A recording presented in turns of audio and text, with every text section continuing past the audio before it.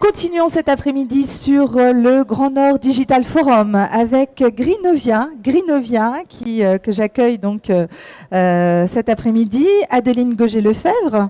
Bonjour. Donc bonjour, vous êtes directrice marketing communication dans l'écomobilité pour Grinovia, groupe La Poste. Alors, Grinovia a été créé en 2011. C'est une filiale de La Poste, donc comme je viens de le dire. Et donc, c'est une entreprise qui a plein de ressources et qui travaille beaucoup, en fait, sur l'écomobilité. Donc, quelques chiffres intéressants, c'est que il faut savoir que La Poste est la première flotte en France, hein, c'est ça, j'ai bien retenu ma leçon, en France. Elle est première dans le monde dans l'utilisation de véhicules électriques. Donc, ils ont plus de 30 000 véhicules électriques, La Poste. Alors là, j'étais très surprise, je ne savais pas. Alors, bien sûr, il y a environ 20 000 vélos assistance électrique pour les facteurs. Merci pour eux, d'ailleurs. Et puis, ensuite, c'est de la voiture, du quad, enfin voilà, il y a un petit peu de tout, du 4 roues, du 2 roues, voilà, tout à fait. Alors, Grinovia sur l'écomobilité, donc dans le cadre de la décision achat, hein, on va parler aujourd'hui de smart cost, hein, puisque effectivement on est dans le smart aujourd'hui. Les sociétés recherchent l'optimisation des coûts, hein, on est dans des périodes un petit peu compliquées ces dernières années.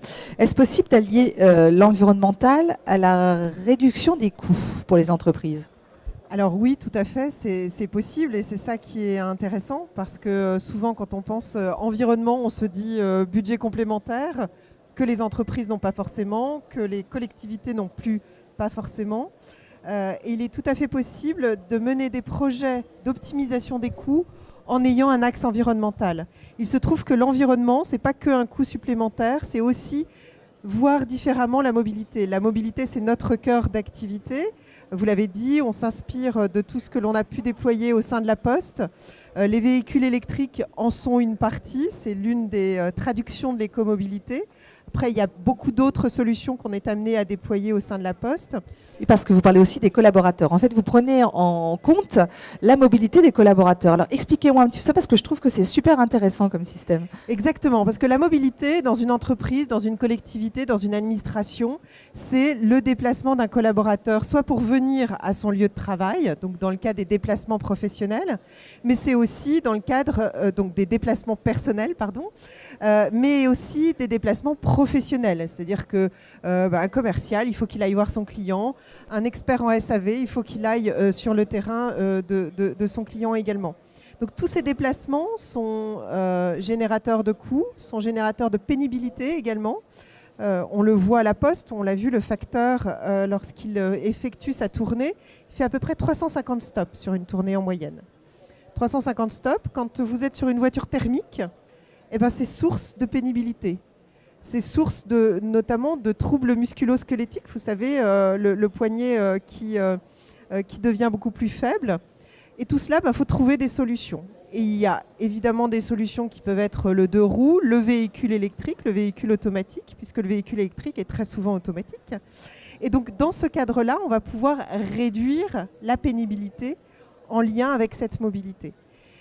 Et tout cela, ça a un lien environnemental parce que quand vous axez la mobilité et le travail sur la mobilité, vous allez peut-être pouvoir trouver des solutions environnementales, de l'évitement aussi du déplacement. L'évitement du déplacement dans les entreprises, ça va pouvoir être aussi la mise en place de téléconférences, d'autres solutions que le déplacement avec une voiture sur un lieu dit. D'accord, très intéressant. Mais quelles sont les obligations réglementaires en fait aujourd'hui pour les entreprises ? Donc on parle beaucoup de transition énergétique, de transition numérique. On en a parlé ce matin avec Jimdo notamment et avec SSL 24/7. Donc en termes pour les entreprises, effectivement, quelles sont les obligations réglementaires ? Alors vous avez raison de poser la question parce qu'il y a des obligations. Et très souvent, on ne le sait pas ou les entreprises ne le savent pas suffisamment. Il y a des obligations à plusieurs niveaux et qui dépendent du type d'établissement auquel on s'adresse. Pour les grandes entreprises, qu'on appelle les grandes entreprises en France, donc notamment les ETI, les entreprises de taille intermédiaire et les grands comptes, vous avez ce fameux audit énergétique, je ne sais pas si vous en avez entendu parler. Bien sûr. L'audit énergétique obligatoire, qui était obligatoire pour toutes les entreprises au 4 décembre 2015 et qui a été décalé au 30 juin 2016. Parce que les entreprises... On n'est pas prêts. On n'était pas prêts, exactement, on n'était pas prêts.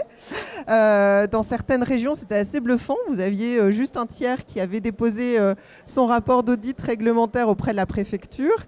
Puis il y avait aussi un manque de bureaux d'études certifiés pour pouvoir accompagner ces entreprises. Donc ça, c'est une première obligation qui est une véritable opportunité environnementale, pour revenir à votre première question. C'est-à-dire que là, on a une obligation de faire un audit énergétique.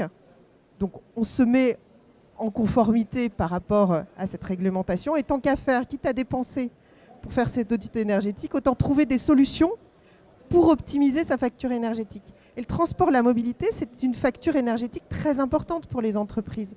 Quand vous avez 10, 15 ou 30 véhicules dans une flotte, vous avez une facture carburant qui est très conséquente. Et il y a des solutions qui vont jouer donc sur le volet économique et le volet environnemental. Donc ça, c'est une première obligation. Puis vous en avez une seconde qui est apparue dans la loi de transition énergétique qui concerne les plans de mobilité. Alors ces plans de mobilité étaient auparavant appelés des plans de déplacement entreprise. On les connaît bien notamment dans la région Nord-Pas-de-Calais, puisque ici on est sur une région de protection de l'atmosphère où il y avait déjà cette obligation. Mais cette obligation elle est réapparue dans la loi de transition énergétique sur des établissements moins importants, à partir de 100 salariés. Et donc, l'objectif de ces plans de mobilité, c'est d'aider les entreprises à trouver des solutions qui vont accompagner une meilleure mobilité, notamment dans les trajets domicile-travail.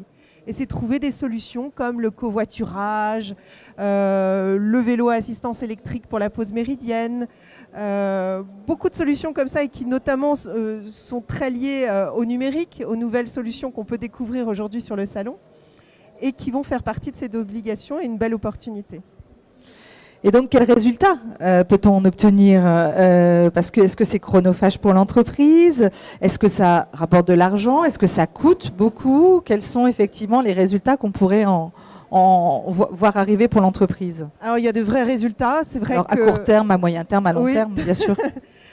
Donc encore une fois, il faut essayer d'en faire une véritable opportunité. Alors, ça a un coût au départ pour une entreprise de faire un diagnostic ou de faire appel à un bureau d'études ou à une société de conseil comme Greenovia.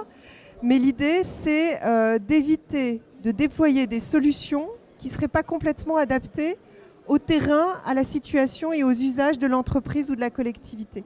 Et nous, on en rencontre beaucoup des entreprises qui ont investi dans des solutions ou de covoiturage ou voire même des véhicules électriques où ce n'était pas adapté à leurs propres usages, à leurs propres besoins.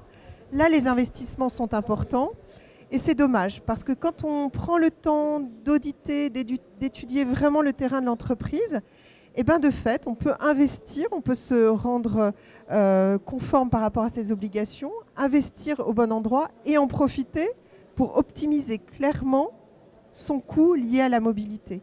Et nous, dans les entreprises que nous accompagnons et que nous observons, on va avoir de l'ordre sur les flottes de véhicules, on va avoir des économies de l'ordre de 10 à 30% sur le coût global annuel d'une flotte de véhicules, ce qui n'est pas neutre. 10 à 30% quand vous avez énorme, 50, 100 000 ou 500 000 de coût carburant ou de coût global de possession du véhicule, ce qu'on appelle le TCO, c'est très important. Et en même temps, on fait du bien à la planète, c'est top.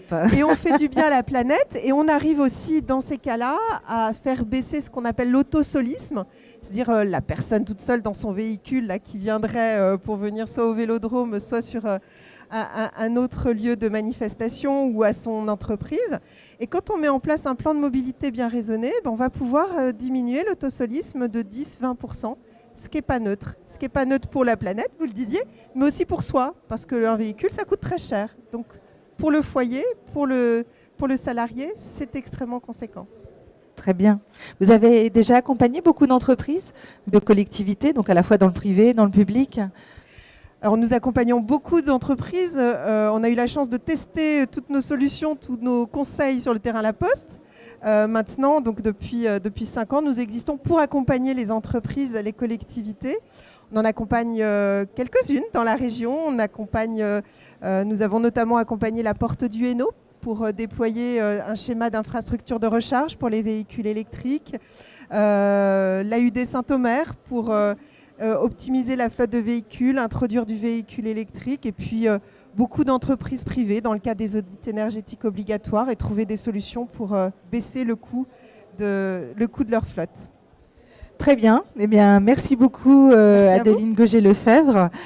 Donc, on a bien compris que pour optimiser sa flotte et pour faciliter les déplacements verts dans la métropole ou ailleurs, il faut auditer son entreprise et donc demander à Adeline un audit. C'est ça, en gros. Un audit, un diagnostic. Voilà, un diagnostic. Voilà.